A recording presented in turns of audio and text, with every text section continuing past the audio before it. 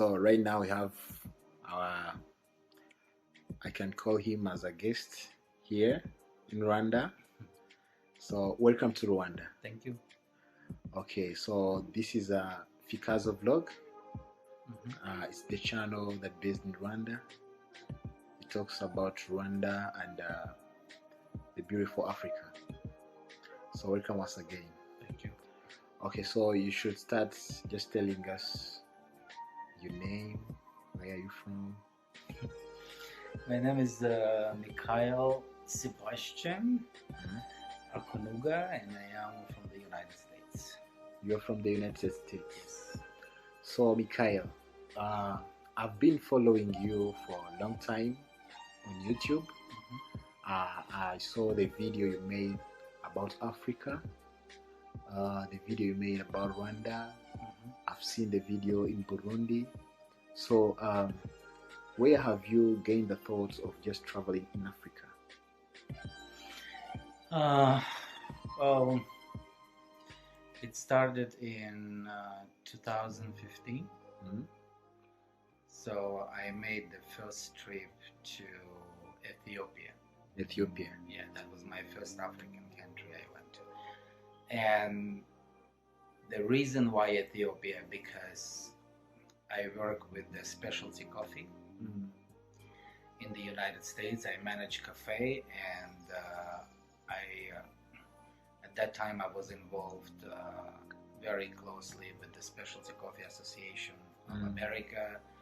I was judging barista competition, and plus I manage in the cafe buying good quality coffee around the world. Okay. But my favorite coffee, it usually comes from Africa. So at that time there was an event happening in Ethiopia, in Addis Ababa. It was for the Roasters Guild of America. So I decided to take the trip, and before embarking on my journey to Ethiopia, because Ethiopia is considered as the birthplace of coffee. So for me, going to Ethiopia as the first African destination and as the birthplace of coffee was like kind of like excited. But before I left US, I was watching movie Hotel Rwanda. Hotel Rwanda. Yeah, so about the genocide and what's happened in Rwanda. So it's kind of, I got more interest in it. And when I arrived to Addis Ababa, and I went to the airline, and I decided to change my flight back home and extend my trip for another 4 days and fly from Addis Ababa to Kigali. So when I arrived to Kigali, and I spent my first 4 days, and I fell in love with Rwanda. Wow. And when I returned back, I promised I will be coming back to Rwanda. And so after 2015, my second trip to Rwanda was in 2018. 2019 was the third time, and now it's the fourth time. Wow, it's amazing. So, that's how I got to Rwanda. It's amazing just to see someone from far away just to come in Africa, because like there's something like more Africans, they wish to go to America, they wish to go to Europe just to be there or work there, but it's just amazing to see someone who decided to come to visit Rwanda. He doesn't know about the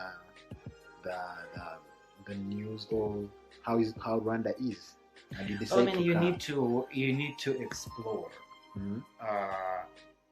your horizons. Okay. And you don't just, if you have opportunity to visit Africa, it's better to do so rather than listening someone who said that I've been there, I don't like it, whatever.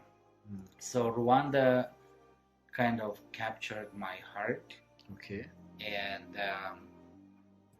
I was fascinated about the country, and most important thing about the political stability of Rwanda, which is like a major factor. Yeah, it's when you travel, comparing to other African countries you go. So I've been to South Africa, Lesotho, Swaziland, Namibia, Kenya, Democratic Republic of Congo, Burundi, São Tomé and Príncipe, Ghana, Benin, Togo, and Mozambique, Ethiopia several times, and Burundi. then I've been to Burundi, and it's I saw these parts of east and west of Africa, southern part. I've been to Zambia, Zimbabwe, and Uganda several times. But comparing to those countries that I went to, and Rwanda, it's very unique and exceptional.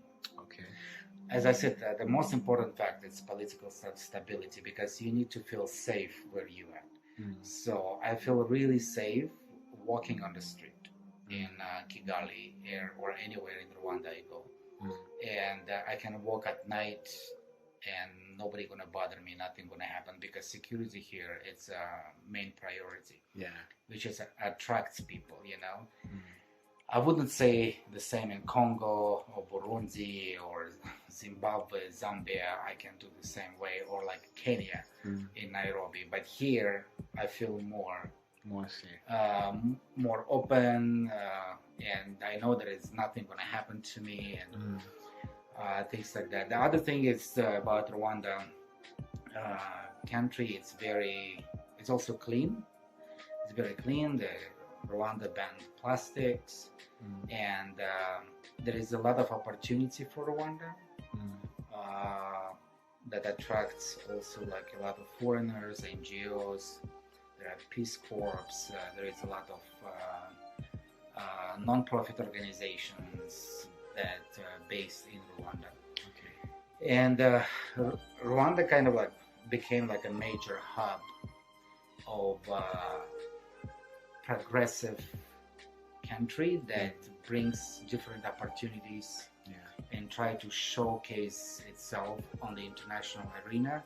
That there is a lot of possibilities in Rwanda, and besides being politically stable and safe, that there's major conferences happening here, and Rwanda start basically establishing its own name on the international platform that attracts major organization or major tourists. Right now there is a big campaign about Visit Rwanda. And so Rwanda can offer a lot of things. I mean, for the tourist or non-tourist or someone who trying to invest in Rwanda. And there is Akagera National Park that I visited also last year. And there is a gorilla park where people can go see it. And there is beautiful lakes, Lake Mwazi, Lake Kivu. That's my favorite places to go. So there is a lot of things Rwanda can offer. It is a small country. It's a landlocked country, but has beautiful hills. I mean, no wonder they call country country of thousand hills, or Milkolim. I would say. And but the weather is also very favorable. It's not really hot, so you can just enjoy like walking around, especially this time of the year in the winter.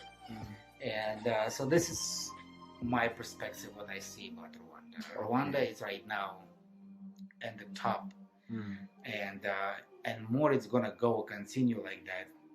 It will establish itself as a major, great country in the whole entire African continent.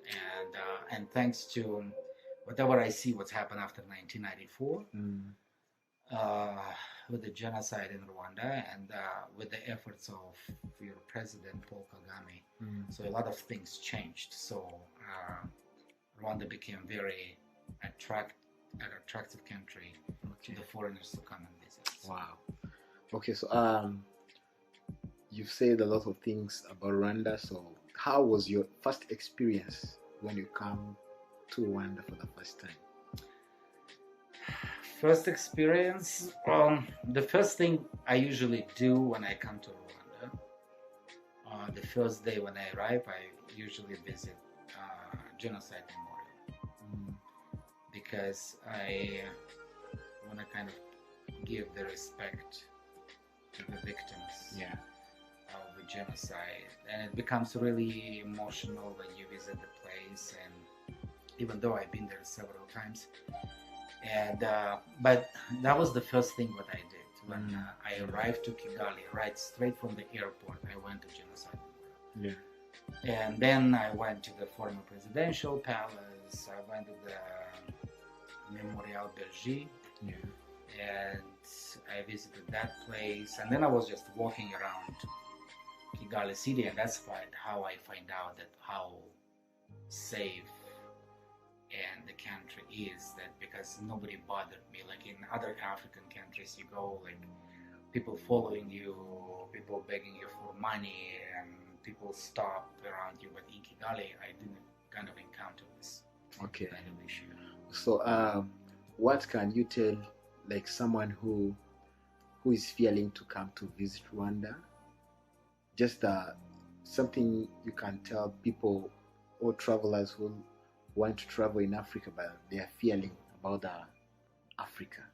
Well, first of all, you have to put your fear aside, you know, and I would say just you're welcome. You just should come to Rwanda, and just experience Rwanda yourself and explore the possibility. Either you want to establish business here, or you want to come as a tourist, or you want to invest in the development of the certain particular industries of Rwanda.